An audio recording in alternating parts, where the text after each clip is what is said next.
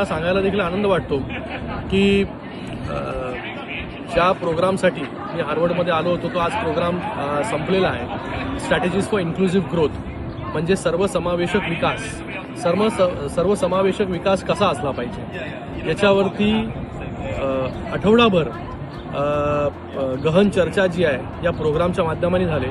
या प्रोग्राममध्ये विविध देशातील लोक जी आहेत ती सहभागी झाली होते आणि विविध देशातील लोकांचा सर्वसमावेशक विकास याच्यावरती त्यांचं मत काय आहे, कसा सर्वसमावेशक विकास असला पाहिजे याच्यावरती खूप चांगल्या प्रकारे चर्चा ह्या प्रोग्रामच्या माध्यमाने झाले.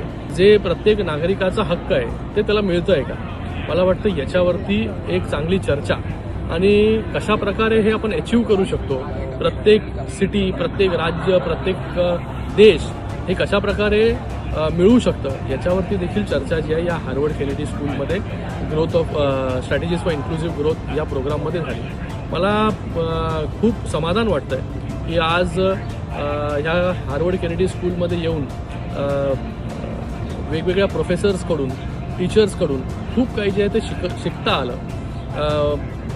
महाराष्ट्रामध्ये असेल किंवा देशामध्ये असेल, जी दरी आहे श्रीमंत आणि गरीब, ही दरी कमीत कमी कशी होईल, प्रत्येक गरिबापर्यंत त्याच्या हक्काचा अधिकार, त्याच्या हक्काच्या सोयीसुविधा या कशा प्रकारे पोचतील हे देखील एक लोकप्रतिनिधी म्हणून माझी जबाबदारी आहे. गेले 12 वर्ष लोकप्रतिनिधी म्हणून काम करत असताना ही दरी कमी कशी होईल, सगळ्यांपर्यंत इन्फ्रास्ट्रक्चर असेल, सगळ्यांपर्यंत रोजगार असेल, ह्या सगळ्या गोष्टी कशा पोचतील, प्रत्येक समाज घटक हा सर्वसमावेशक कसा होईल याच्यावरती जे आहे हे गेले 12 वर्ष जे प्रामाणिक प्रयत्न करतोय. पण आज ह्या कोर्सनंतर एक वेगळी ऊर्जा असेल किंवा वेगळा अप्रोच असेल, हा अप्रोच देखील इथे शिकायला मिळाला.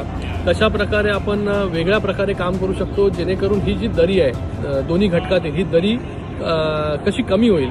तर याच्यासाठी खरंच हार्वर्ड केनेडी स्कूलचे देखील मी खूप खूप इथे धन्यवाद व्यक्त करतो की त्यांनी मला या प्रोग्रामसाठी सिलेक्ट केलं आणि याच्यातून खूप काही जे आहे ते मला शिकता आलं.